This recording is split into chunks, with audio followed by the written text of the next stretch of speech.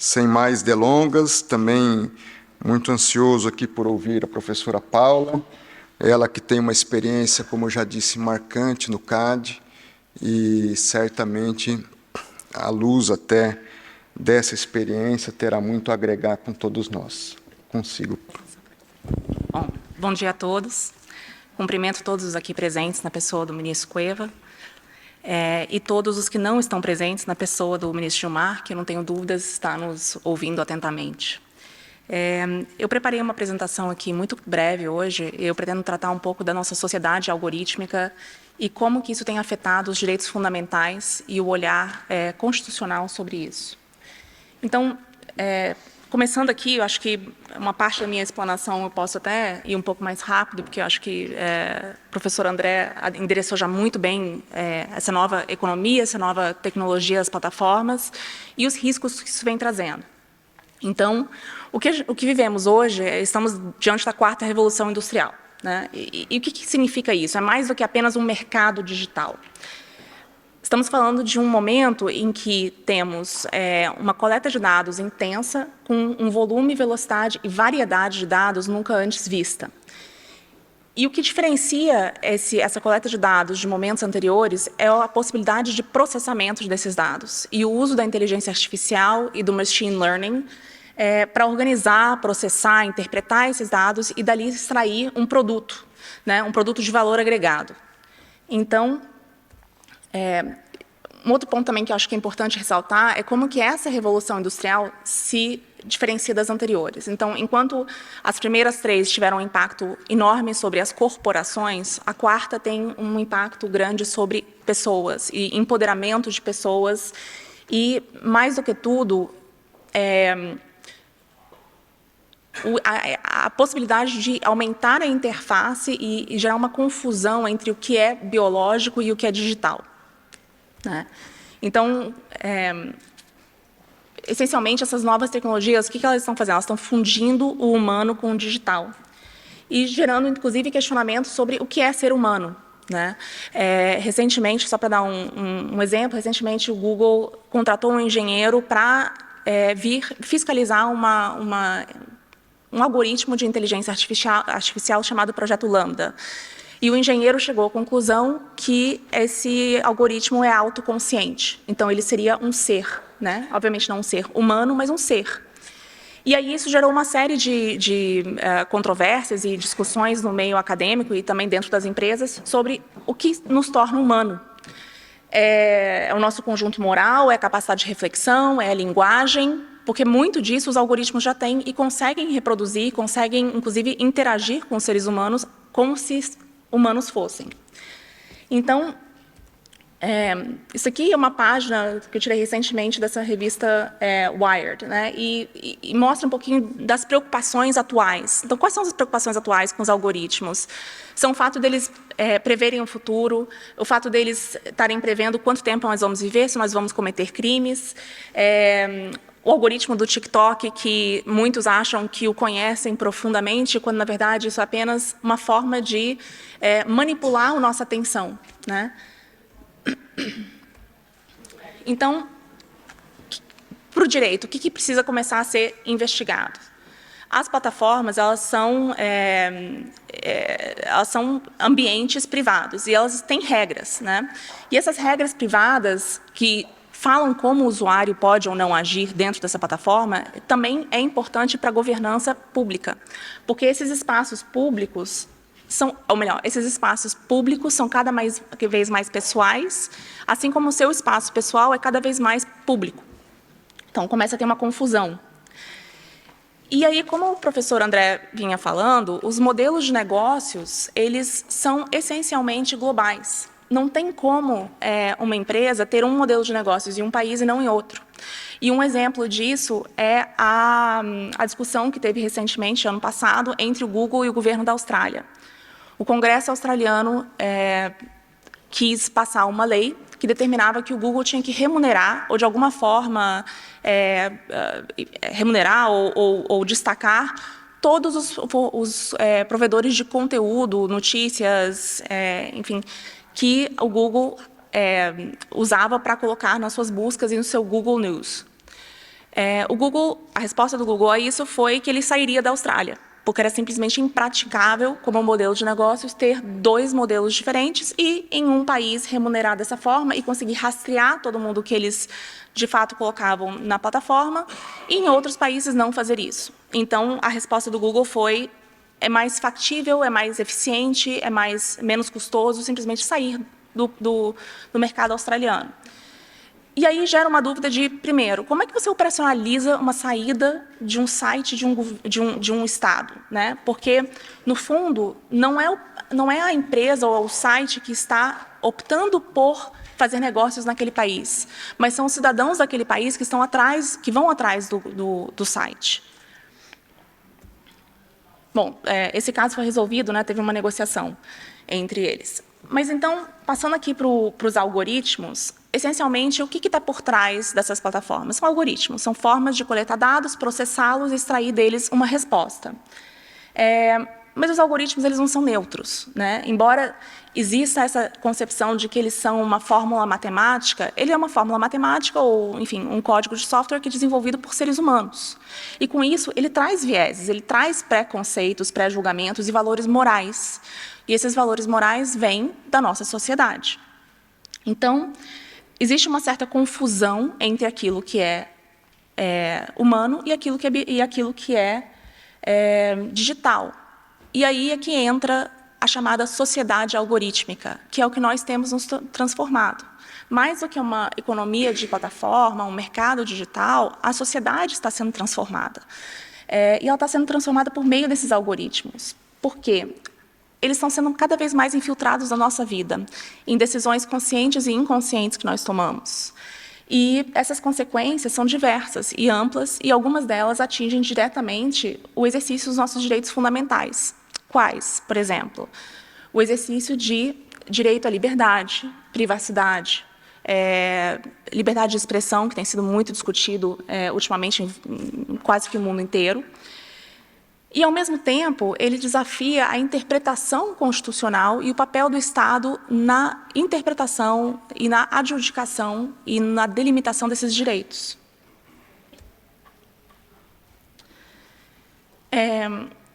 Agora, os algoritmos, da mesma forma como eles nos ajudam a plenamente exercer esses direitos, eles também podem violar os nossos direitos. Então, do mesmo jeito que uma rede social como o Twitter amplia o espaço público de debate, ele também pode restringir, ou ao moderar um conteúdo e tirar do ar, ou ao simplesmente não dar tanto impulsionamento a um determinado conteúdo. Então, por exemplo, um tweet meu sobre um determinado assunto vai ser visto pelos meus 20 seguidores e talvez mais alguns ali que aqueles seguidores retweetarem. Um tweet do ministro André vai ter um impulsionamento muito maior, não só pelo fato dele ser um ministro supremo, mas também porque os posts anteriores dele terem um engajamento muito maior que o meu. Portanto, ele será impulsionado automaticamente. O que isso significa? Isso significa que o espaço público, eu tenho uma maior capacidade de participar desse espaço público, mas eu também tenho a possibilidade de ter cerceado o meu direito fundamental à participação no processo democrático, participação na seara pública, por um algoritmo. Então, como que o constitucionalismo e como é que as cortes constitucionais entram nesse diálogo? As revoluções digitais, e principalmente a 4ª Revolução Industrial, ela está redesenhando 2 pilares do Estado constitucional moderno. Primeiro, é a separação dos poderes público e privado. O segundo é a separação entre sistemas legais nacionais e transnacionais. Então, o poder público e privado, existe uma confusão entre eles nesse momento, porque os sistemas de automação de decisões, eles, por vezes, tomam o lugar de interpretação do que é um direito fundamental. Então, qual é a extensão do meu direito à privacidade? Qual é a extensão do meu direito à manifestação pública? Isso, em parte, está sendo interpretado pela própria plataforma. Ao mesmo tempo, existe uma falta de transparência e de accountability por parte das plataformas, porque o algoritmo ele não é conhecido. Todos os critérios que entram na tomada de decisão do algoritmo não são conhecidos. E, mais do que isso, eles evoluem, né? Então, pensando aqui na teoria constitucional da eficácia horizontal, né, que a princípio se baseia de uma perspectiva individualista entre atores privados, ela precisa ser redesenhada ou reconfigurada para pensar na esfera digital de modo coletivo, porque a esfera digital é algo que é coletivo, ela não é apenas um espaço do ator privado agindo de forma privada. Então, a gente também, pensando agora também no segundo pilar, né, nas questões transnacionais, eu acho que o professor André, o ministro, o professor André, o ministro Pedro, já falaram sobre essa questão da globalização, da hiperglobalização e agora da desglobalização. Como é que nós vemos o fenômeno da desglobalização dentro desse arcabouço constitucional? Por meio das iniciativas de reterritorialização. O que são as iniciativas de reterritorialização? Os estados estão tendo dificuldade de ter governança sobre as plataformas porque as plataformas não são localizadas dentro de um estado específico. Embora as 5 grandes sejam todas norte-americanas, dificilmente alguma tem um servidor ou sua nuvem está localizado fisicamente nos Estados Unidos. Estão em lugares como Irlanda, Tailândia, enfim, espalhadas pelo mundo. Então, no momento em que um país que precisa, uma corte constitucional precisa ter acesso a um determinado dado porque teve um crime ou porque uma liberdade, um direito fundamental foi atingido, isso não é possível. Então, existe uma tentativa de reterritorializar o espaço digital.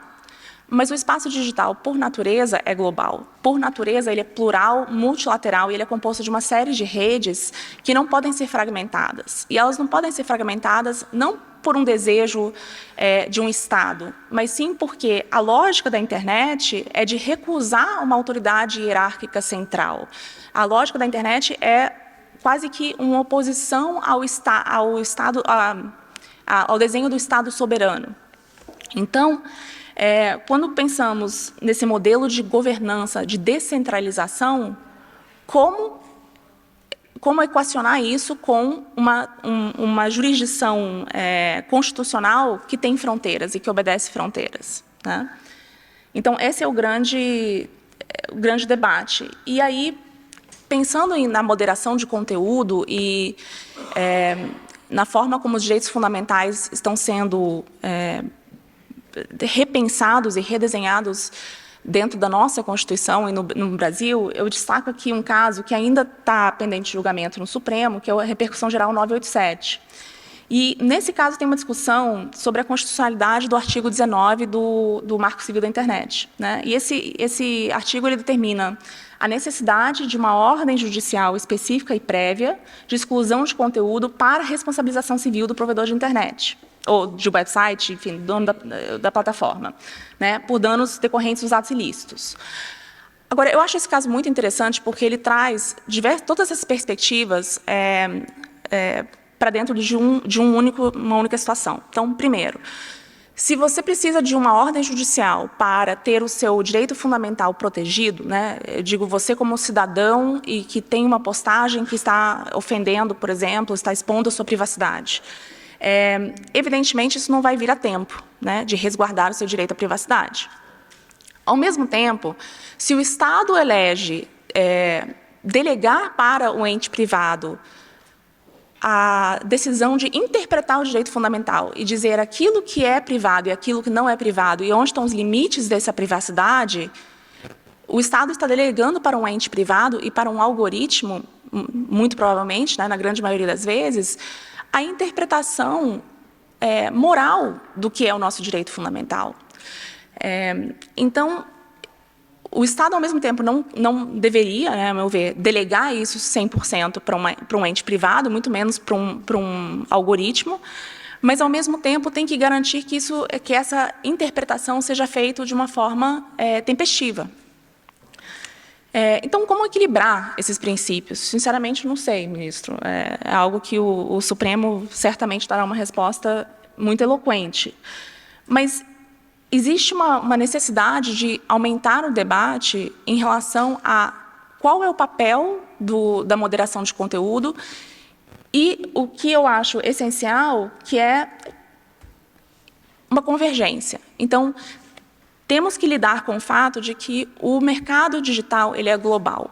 Qualquer resposta a como que deve ser feita essa moderação de conteúdo, interpretação de direitos fundamentais, isso tem que ser uma resposta global, porque senão vamos incorrer no mesmo problema que a Austrália e o Google. É impraticável para essas empresas terem modelos de negócio diferentes para diferentes países, né? Então, pensando num exemplo simples, o país A exige um filtro de uploading antes de colocar o conteúdo no ar. E o país B diz que a plataforma só é responsável após ter uma decisão judicial exigindo a remoção daquele conteúdo. É impraticável para uma mesma empresa que opera em nível global ter e obedecer a todas essas diferentes nuances e restrições sem que ela perca aquilo que a torna hoje tão eficiente, tão inovadora, que é a escala e o escopo.